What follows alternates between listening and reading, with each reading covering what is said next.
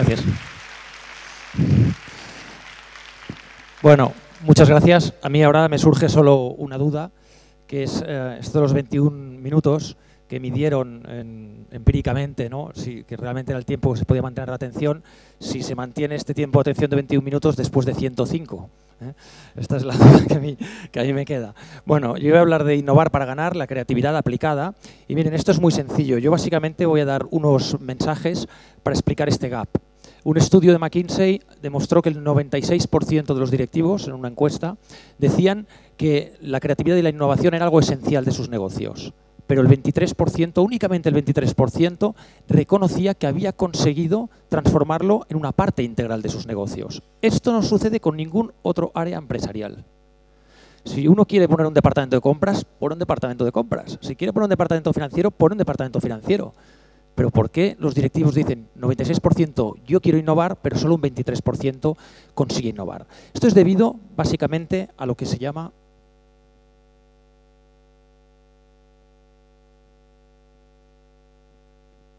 ¿Sí? ¿Mejor ahora? Ahora no se oye nada. ¿Sí? ¿Se oye? Vale. Bueno, esto es lo que se denominaría el eslabón perdido. Es decir, ¿por qué desde la creatividad a la innovación resulta que no germina? ¿Por qué no acaba ocurriendo innovación? Hay varios motivos, voy a compartir varios. El primero es la importancia de despertar la creatividad latente de las personas que tenemos en la organización. ¿Por qué la creatividad latente de nuestras personas muchas veces no aflora? En primer lugar, porque hay un mito muy anclado que ha perjudicado mucho la innovación, que es que la creatividad implica grandes saltos. Miren, si ustedes les dicen a su personal, a sus equipos de trabajos, oye, quiero innovación, la gente se arruga. La gente piensa, proyecta, que esto es como el mago que ha de venir, sacar una chistera, el conejo, tatachín, y hemos de maravillar a todo el mundo porque hemos dado con una idea genial que transforma absolutamente nuestro sector. No necesariamente. No necesariamente, en absoluto. La creatividad no necesariamente son grandes saltos. Existe la pequeña innovación, la paulatina innovación. Es muchísimo mejor. Ustedes digan a su gente, en lugar de quiero innovación, quiero mejoras. Verán cómo la capacidad de los equipos de aportar ideas es muchísimo, muchísimo mayor. Es más, cuando una compañía no está acostumbrada a implementar pequeñas innovaciones, cuando intenta de golpe y porrazo implementar una innovación radical, se la pega. ¿Por qué? Porque no está entrenada. Mensaje clave número 1, es mejor innovar de forma reiterada y paulatina que de forma puntual y radical. Un inhibidor que hace que la creatividad no aflore, el miedo al error, cómo no, y más en nuestra cultura. Y aquí hay un tema muy importante. Innovar no es gestionar solo ideas e innovaciones. Innovar es gestionar errores. Porque la creatividad y la innovación lleva asociado un grado de error no grande, enorme, absolutamente enorme. Por lo tanto, gestionar la innovación es cómo voy a gestionar los errores, cómo los voy a abortar antes de que cuesten dinero. Me encanta a mí lo que utilizan en Procter, que dicen fail soon, fail quick and fail cheap, but fail. Es decir, cuando yo innovo, fracasa pronto, fracasa rápido y fracasa barato. Pero ¿cómo yo me organizo para poder detectar cuándo una idea tengo que abortarla, tengo que interrumpirla antes de que cueste demasiado dinero a la organización? Esto es fundamental para conseguir que aflore la innovación y las ideas de la gente. Y luego, ¿dónde reside la responsabilidad del error? Es muy fácil decir, oiga, usted innove. Y la gente que dice, sí, hombre, innova. Si sale mal, después, ¿cuál va a ser mi responsabilidad? Y sobre todo esto en las pymes, ¿no? Por lo tanto, es muy importante dejar muy claro el contrato informal de dónde va a residir la responsabilidad del error que todo proceso de innovación lleva necesariamente asociado. Por lo tanto, mensaje clave número 2, gestionar la innovación supone gestionar el error que la actividad innovadora lleva asociada. Después, percepciones sesgadas de la realidad.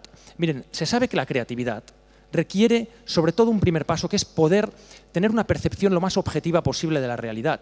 Si yo tengo como la imagen de arriba una percepción rota, sesgada, lo que son los prejuicios, lo que son de alguna manera las falsas ideas sobre nosotros mismos, sobre nuestra organización, sobre nuestra empresa, nosotros innovar, pero si aquí nunca se ha hecho nada, sí, esto también se decía, sí, nosotros somos un desastre, sí, rumorología, todo lo que serían conversaciones de máquina de café, etcétera. Todo eso se tiene que erradicar. Se necesita mucho diálogo y tener un consenso lo más objetivo posible de cuál es la realidad. Sencillamente esta pregunta de diagnóstico. ¿Por qué somos como somos? En lo bueno y en lo malo. ¿Cómo es nuestro producto? ¿Cómo es nuestro servicio? En lo bueno y en lo malo. Pero hay que tener un diagnóstico compartido.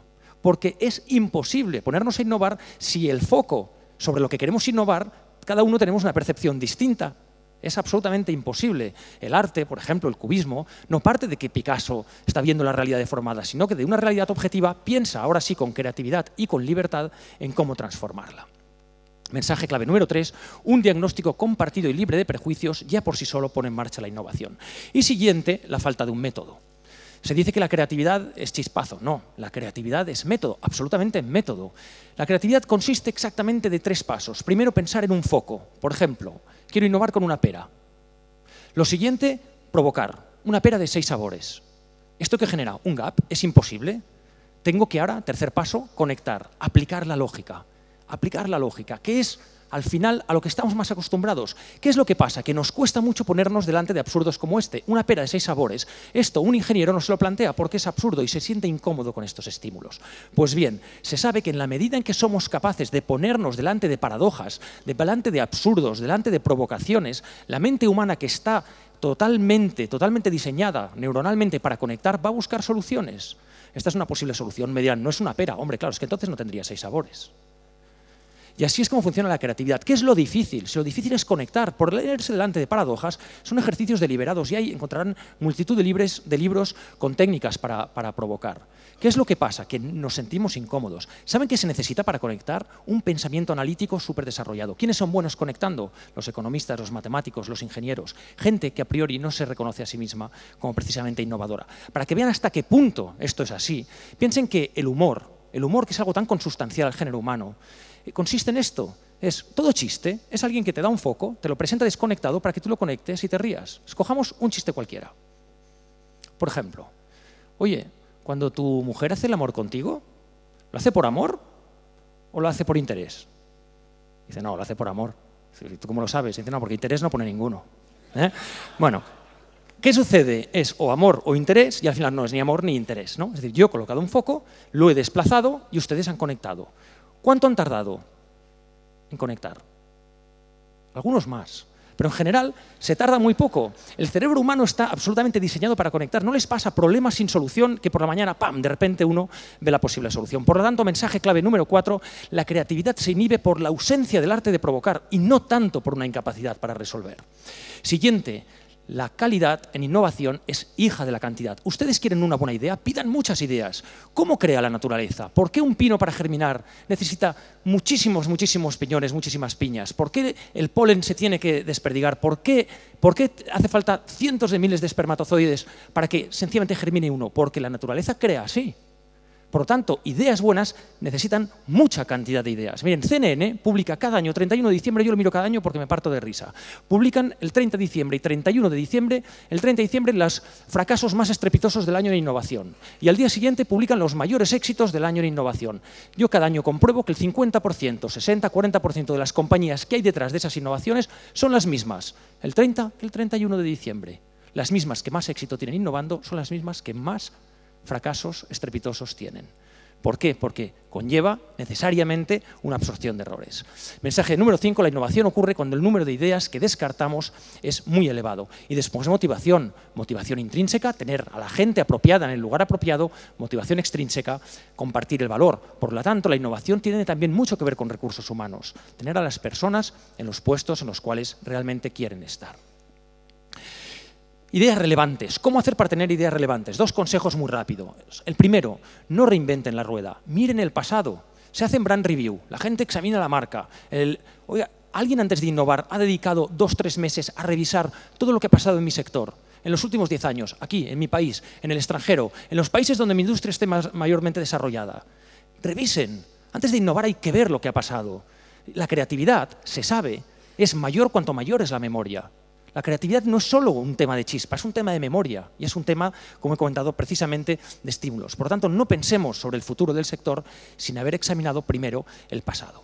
Les voy a dar una técnica muy interesante para poder tener lo que yo llamo una innovación relevante, para tener ideas que afloren y que tengan relevancia. Es una técnica sencillísima, potentísima. Ustedes quieren innovar, por ejemplo, con Coca-Cola. Vamos a hacer un ejercicio. ¿Quién bebe Coca-Cola? ¿Por qué y qué situación? Yo llega un momento que si yo solo miro la Coca-Cola, el mundo es rojo y un poco con una curva ondulada y blanca. Y no veo más allá de Coca-Cola, porque la mente humana es perfectamente, totalmente convergente. Tiende a concentrarse y a reconocer el estímulo sensorial que estamos viendo. Tú quieres innovar con Coca-Cola, quieres innovar con vino, quieres innovar con un microchip, quieres innovar con lo que sea. Piensa en un producto distinto, en un producto análogo. Ahora yo quito Coca-Cola y pongo aquí mi primer Danone. Fíjense qué difícil las provocaciones que voy a hacer. Sí, hay que ser un gran genio. Y ahora voy a listar quién, en qué situaciones y por qué. Mi primer Danone para niños menores de 1 año, en la dentición, postres, merienda, cuando tienen apetito, en viajes, composición afín a su edad, ingredientes aceptados por pediatra. ¡Qué difícil! ¿No? Esto es un puro inventario del por qué, el quién y en qué situaciones mi primer Danone. Y ahora quito mi primer Danone y pongo Coca-Cola.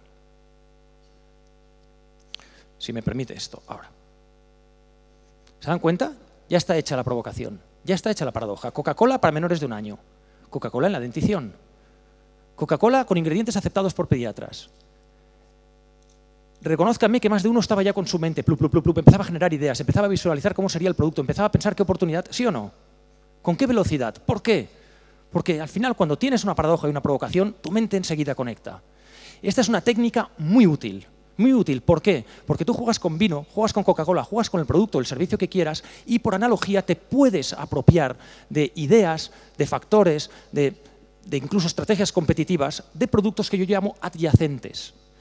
No vayan solo a las ferias del vino, no vayan a las ferias de su sector, vayan a ferias de productos que sean competencia genérica suya. Van a aprender mucho más porque ahí van a recibir muchísimas provocaciones. Por lo tanto, las analogías desembocan en una creatividad relevante. Gestionar el proceso. Muy importante, un proceso de innovación. Antes hemos visto en la presentación de BBVA cómo tienen su proceso. Yo pasé 2 años examinando procesos de innovación de alrededor de unas 100 compañías del mundo y en todas detecté, en absolutamente todas, que habían estos roles. Muy interesante. Activadores, gente que inicia.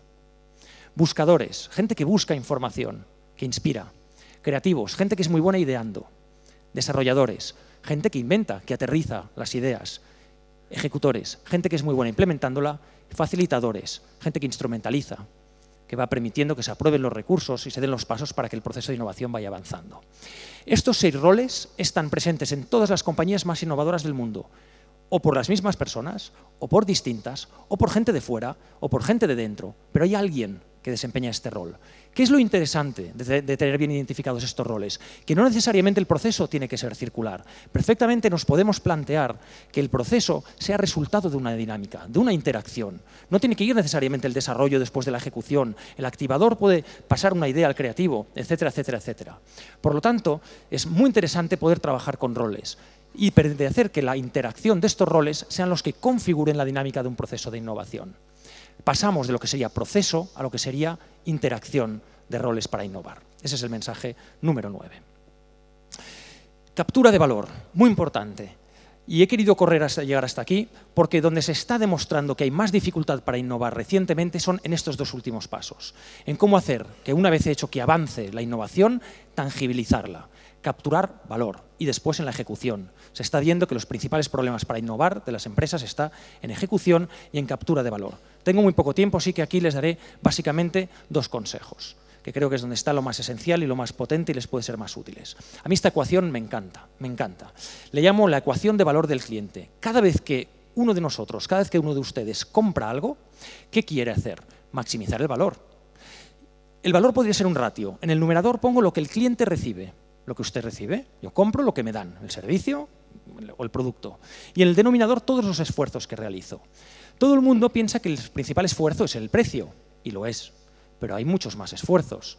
Existe el tiempo que tengo que dedicar, existe el tiempo para informarme, existe las posibles garantías postventa que yo quiera, existe el riesgo a un posible error, qué riesgos tiene esto y cómo lo voy a minimizar estos riesgos. Hay muchos esfuerzos asociados a una compra. Cuando se habla de innovación, el 99% de la gente piensa en el numerador. Hay que innovar, hay que cambiar lo que vendo, lo que ofrezco. En época de crisis es fantástico innovar en el denominador, entre otras cosas porque no hay que cambiar el proceso productivo. Porque lo que entrego es lo mismo y lo que voy a hacer es accionar, innovar sobre esfuerzos. Porque si yo reduzco el denominador, el valor aumenta.